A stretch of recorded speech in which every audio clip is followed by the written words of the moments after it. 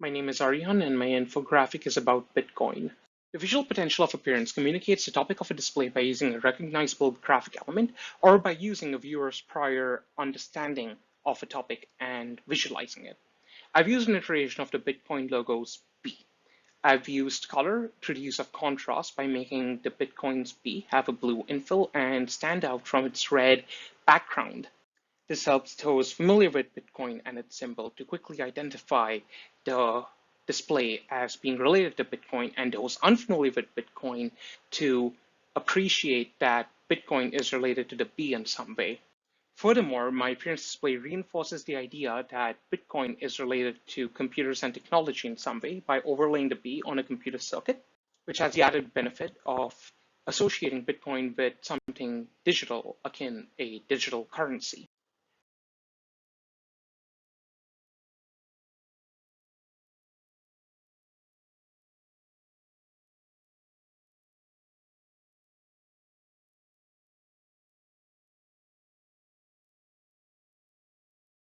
The rest of the background acts as and looks like a stamp of approval, which conveys the idea that Bitcoin is large scale and important. Visual potential of number communicates the number, amount, or size of something visually and tries to answer how many or how much of something there is. Whereas the visual potential of time tries to communicate when events have happened in time relative to each other. I've exploited the visual potential of numbers through using height-based encoding on a logarithmic-based line graph, where the y-axis represents the value of Bitcoin relative to the US dollar. This numbers display uses time-based encoding based on position to the x-axis, where moving clockwise along the circle represents moving further in time. The height of a graph at a given point communicates Bitcoin's value at the x-axis date to a y-axis value. I will discuss the use of labels when I discuss the type model, but for now, I wanted to address that the numbers display uses identity labels that correspond to events in the time display. I've used visual encoding for using similar icons or numbers to reinforce this, that certain events in the numbers display correspond to certain events in the events or time display. The time display exploits the visual potential of time by showing major political, economic, and media-driven events that have affected Bitcoin, and when used in conjunction with the numbers display, showed how they've affected its value and can help viewers associate certain price spikes or crashes with events in time. Similar to the numbers display, the time display encodes the passage of time through position. The further down you read through the time display, the further you're moving in time. I foresee certain complaints to be made against the way I have encoded my time and numbers display, and I would like to address them as well as state different ways in which I have tried to resolve them. For the numbers display, events are not equidistant from each other within the time display by themselves. So for instance, an event in 2009 will be just as far away as two events that have happened simultaneously in 2010, for instance. To address this, however, I have used identifying icons for each of the events in the time display and overlaid them on the numbers display where they are proportionately further away from each other dependent on when they occurred in time. As for the numbers display, I see two complaints in the way I have encoded it. The first one being that around the first way being for the first complaint stems from the fact that I have encoded the numbers display around a circle, which makes comparing different price milestones across time difficult. To address this, I have used grid axes along the y-axis for price to help viewers keep track of different of fluctuations in Bitcoin's price along time for the numbers display. Second complaint I foresee people making against the way I have encoded my numbers display is in the use of logarithmic scale. A logarithmic scale isn't traditionally seen within media, so it's not really intuitive for people to understand.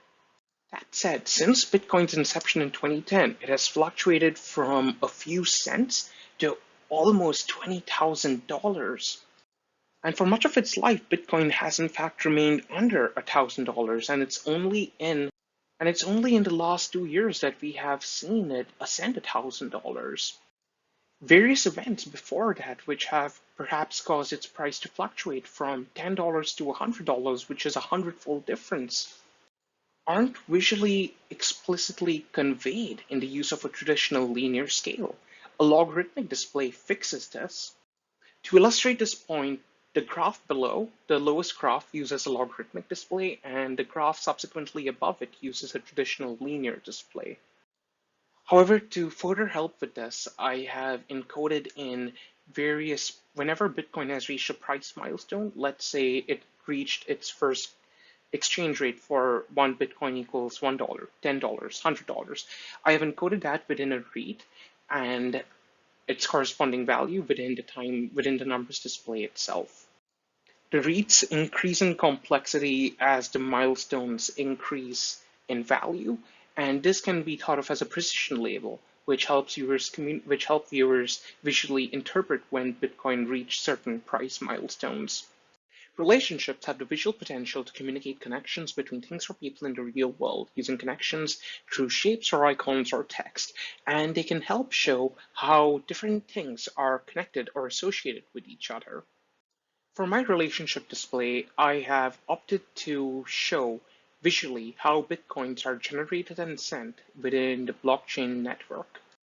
To do so, I have elements that are formed through the use of an icon and some text, link to each other using arrows from when someone decides they want to send someone else bitcoins to when the bitcoins are actually transferred.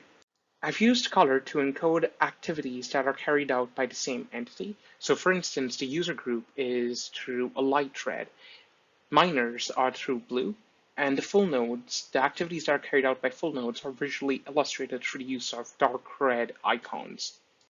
To further help illustrate that these are different groups, I have used bins in the form of dotted lines that visually help group together certain sets of people, as well as describe who they are and what they do. I've used arrows to encode the flow of steps from one action to the next. And I believe my display is intuitive to understand because people read inherently from left to right.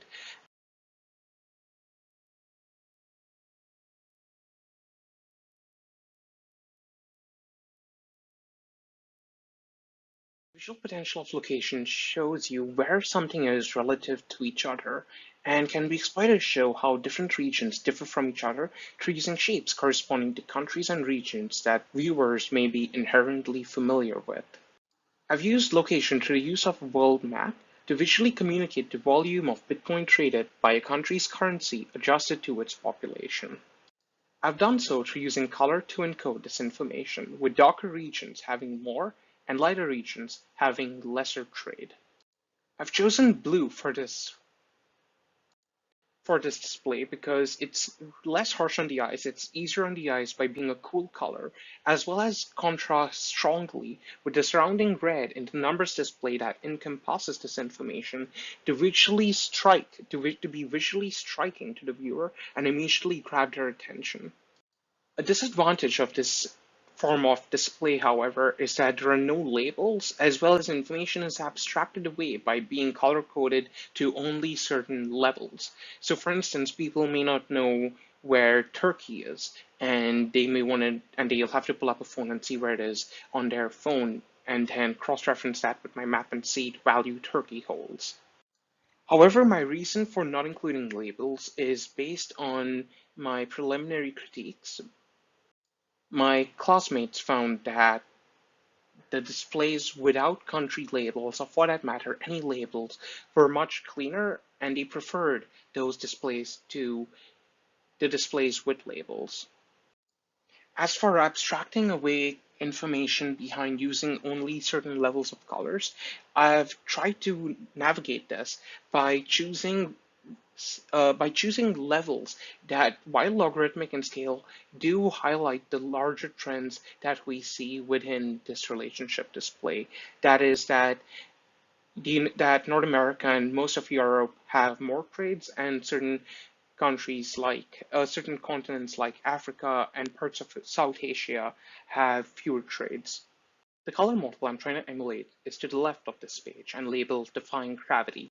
I've emulated this within my own infographic by using the same white background, as well as equal amounts of red and blue throughout the infographic, as well as having all text be black, just like Defying Gravity does. Defying Gravity also uses color to compartmentalize and separate certain displays to each other, which I've emulated within my own infographic by using predominantly red to encode the numbers display and blue to encode the location display. Defying Gravity uses color to highlight certain attributes such as rivers in the bottom half of the infographic in contrast to a light red map. I have emulated this within my own infographic by using milestones and identifying time stamps, time labels, which are a light blue in comparison to the strong red background in the numbers display. This makes them pop out more, just like Defying Gravity does so. Defying Gravity uses color to encode information. It uses it to represent extremes in the top half map, as well as encode a hot and dry feeling, representative and reminding us of a hot desert. I have emulated the use of extremes within my own map in my infographic by opting for darker colors to represent more, and lighter colors to represent less. My infographic, however, detracts from my color model here, which uses a divergent color scheme.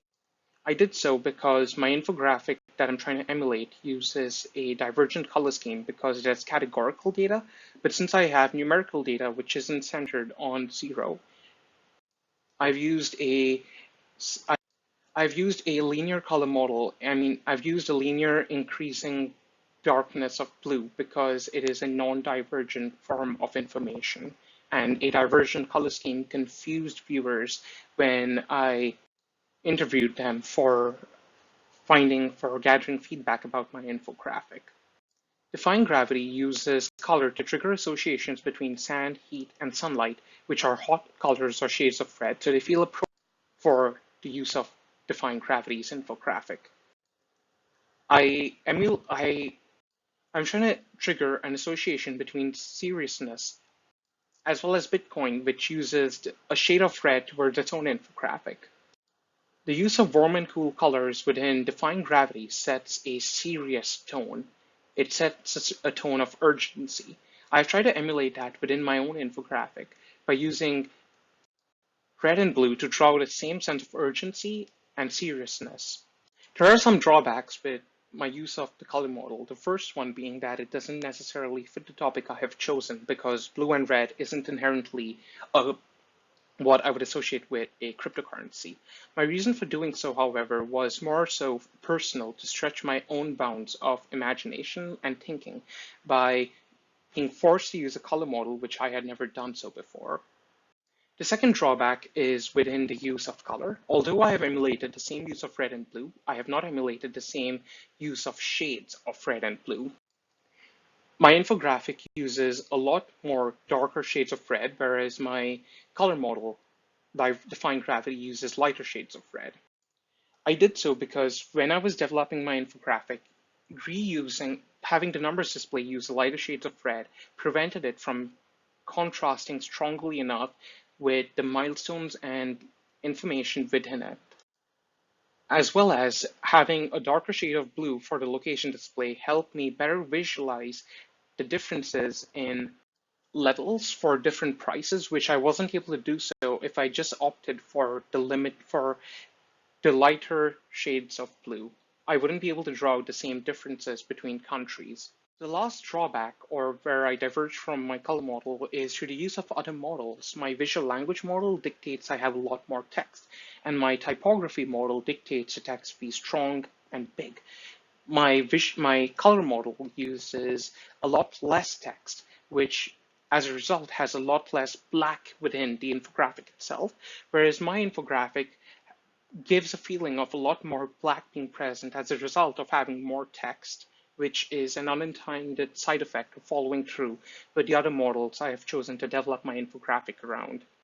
Defying Gravity uses a complementary color palette to the use of red and blue, which are found on the opposite ends of the color spectrum for a color wheel. and I have emulated that same complementary color tone throughout my infographic. Text model I'm emulating is the Ohio River infographic. It uses sans fonts in the form of text to black for headings and subheadings, and Corsan's regular for the body. I've emulated this within my own infographic. It's not a one-to-one fit, as can be seen with the numbers. The zeros are more spherical in Ohio River, but they are more elliptical within for text to black and Corsan's regular.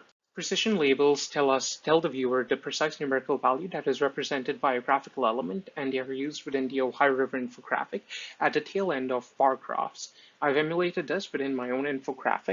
The value taken up by certain cryptocurrencies are represented at the tail end of a bar graph. Identity labels clarify what elements represent, and the Ohio River infographic does so by having identity labels next to certain dams. I have emulated this within my time display where I have identity labels next to certain events. Annotations add information about a graphic element that is not conveyed by the graphic itself, and it is used within the Ohio River infographic on the bottom right. I have emulated this within my own infographic, where I annotate certain elements within my time display and relationship display by illustrating what the graphical element represents.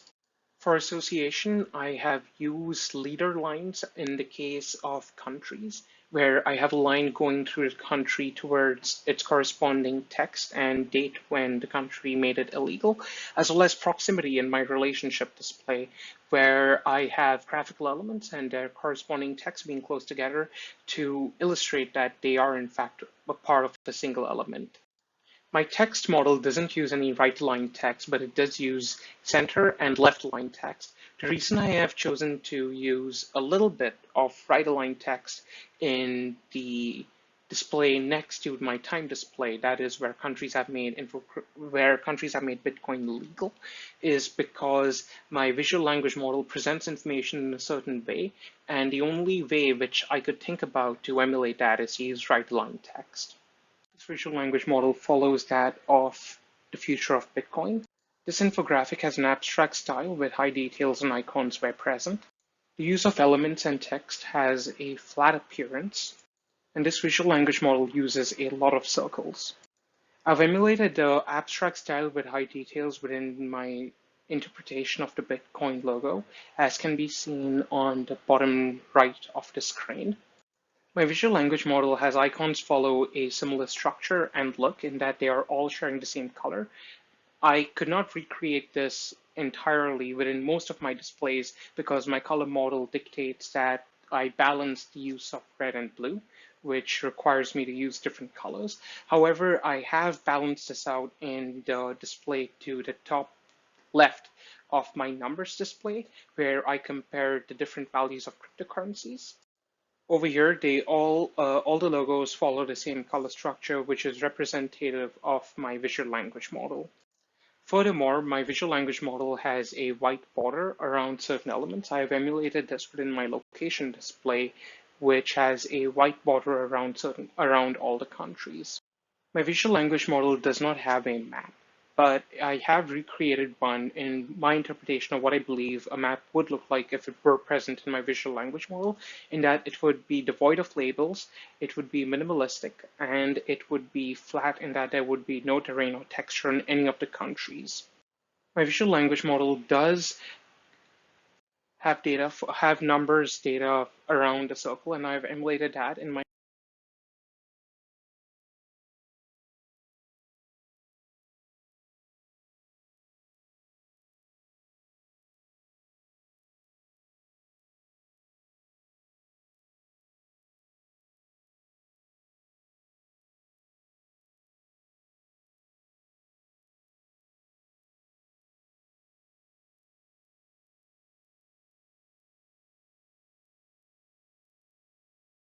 visual hierarchy through the use of color, size, and position influence how viewers move about and perceive information within an infographic. Albeit viewers look at the central display first, as a result of the high contrast red and blue, as well as the large scale of the numbers and location display, I believe that instead of interpreting the information there, their eyes will move towards the large text that says Bitcoin on the bottom right of the screen, because they will want to look at the largest text because that usually is associated with what the topic is about. After reading that, they will go back to what drew their attention in, and they will look at the title first because that is the title for the topic for the display first, since that is the largest font for the corresponding display. They will look at the location display first. After that, move out towards the numbers display because that is what caught their eyes second. Following that, as they move clockwise around the numbers display, they will notice small numbers that are embedded within blue circles. And they will notice that these are similar to those on the time display, and they will associate that these two are correlated in some way, and they will bounce back and forth between the time and numbers display as they try and make sense of why certain events have caused Bitcoin's price to crash and fall. So after they move from inside the circle to outside the circle, and then from left to right, as humans intuitively read, they will move from top to bottom and perceive the relationship display on the bottom, where they will read the relationship display from left to right, since that is the most intuitive way to in which humans perceive information, as well as the hierarchy is further communicated by the use of arrowheads, which show the direction of information flow within the relationship display. I have created unity and variety within my infographic through emulating certain attributes of my displays after those found in my visual language and color models. My visual language model has different elements separated by white space. I've emulated this within my own infographic, where the title, which can be seen as a connecting joint between my relationship and time display, is separated from both of them through a use of white space that is larger than those found within the elements for the corresponding displays themselves, which helps a viewer interpret this disjointness as a sign that a corresponding display has ended and a new display as beginning. Through the use of my color model, I have grouped together certain elements under the same color scheme. So for instance, the location display is predominantly blue and the numbers display predominantly red. Within these elements, if there is variations of color, such as with the numbers display, proximity has been used to illustrate that an element is a part of the corresponding display. So for instance, the price milestones are blue, and they're contained, however, they're completely encompassed within the numbers display. And as such, viewers can associate that it is a part of the numbers display and not location display.